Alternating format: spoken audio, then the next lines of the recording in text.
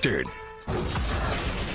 While ramping up the throwing, Trevor experienced pain in his elbow. This was just before Christmas. It was clear that surgery was an option, and that's ultimately the option that we decided to go with. He felt good throughout the season. What he experienced in this incident was something new. We're not ready to put a timetable on it yet. I certainly would not rule out a return sometime during 2023, but it's also not something at this stage that we want to bank on.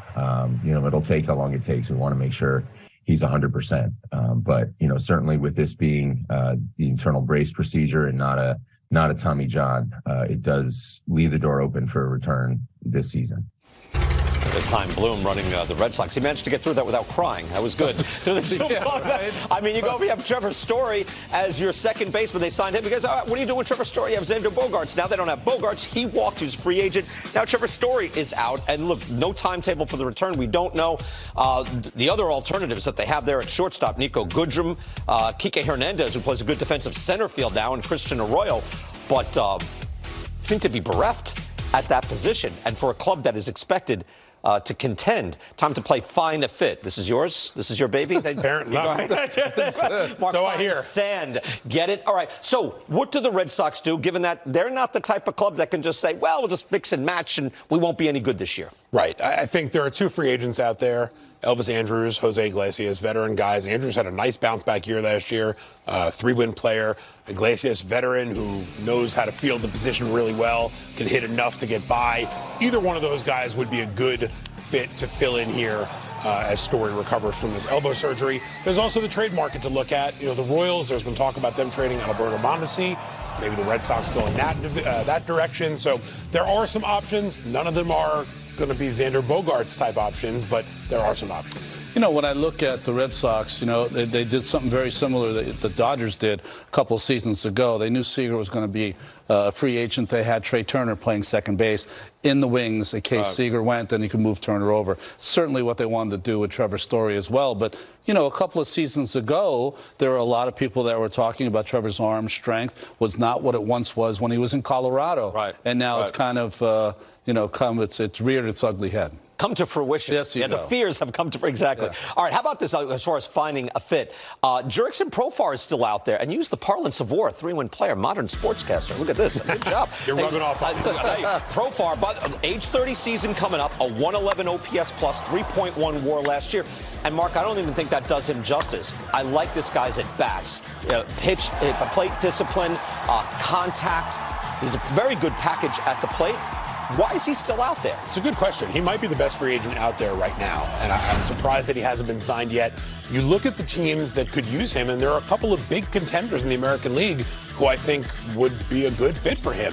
The Yankees are still looking to figure out their left field situation. They lost Benintendi, and unless they're planning on playing Stanton out there a bunch or counting on Aaron Hicks to come back or Oswaldo Cabrera to be a regular left fielder, there's no obvious answer for them in left field. I think Profar would be a really good fit there. The Astros, another team right now, left field is sort of a hole there as well. So I think either one of those teams, the Padres seem like they could use them. Padres could use everybody. They figure out a way.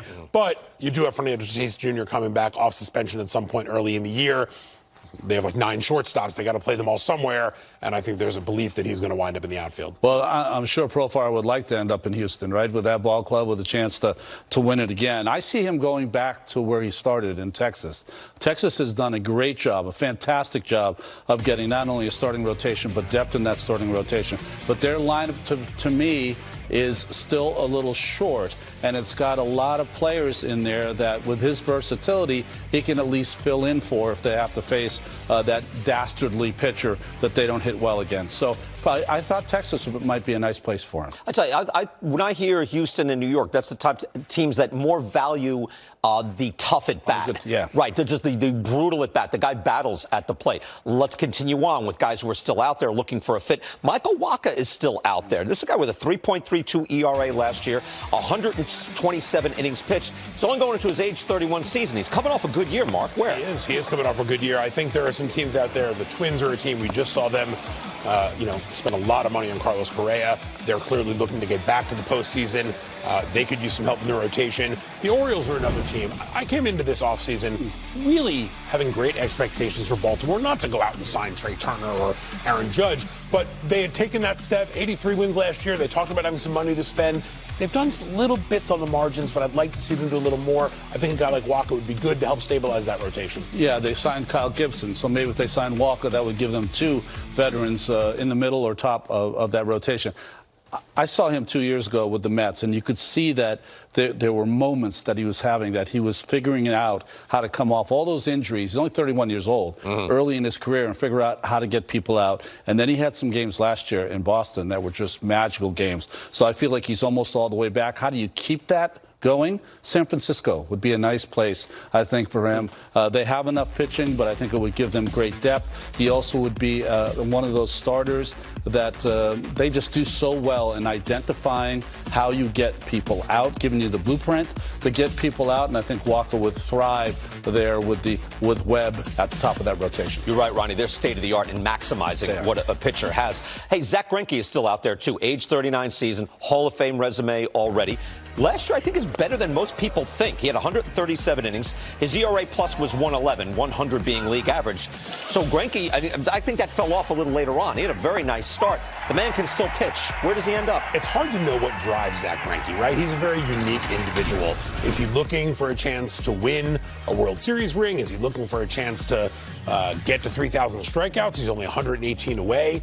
How important is that kind of thing to him as people start talking about him as a potential Hall of Famer? I think going back to the Royals is a place he's comfortable. He had a good year there last year, and I just feel like he's the kind of guy who would like to continue in that comfort spot. Young team behind him, he can be that veteran. I don't know that ring chasing is what drives a guy like Zach Greinke. Yeah. I'm with you. The Royals can't let him go. They have too many good, young, talented pitchers. He certainly can help in that regard. And as you pointed out, BK, he still gets people out. Now, you might have to be a little more careful with him, and maybe the 25 games started is the max maybe for Zach Greinke over the course of the year. But guys like Brady Singer and others would only be better off having an opportunity to watch him pitch physically, but also to listen to him talk about pitching. And if he is chasing down 3,000 strikeouts, that's a place where it's going to be appreciated. Fans are going to be excited to come out to watch him chase that down, whereas if he goes to some team where he has no attachment to, I don't know that fans necessarily care. There's guys with this run prevention making, what, $13, $18 million a year. He'll, at this point, he'll pick and choose where he wants to go and kind of finish out his career, but still a valuable guy. We'll take a short break. When we come back, playoff teams. Now, you go to 6 seeds in each league. Which club can jump up and kind of do a Phillies run this coming year? That's next. MLB Tonight is brought to you by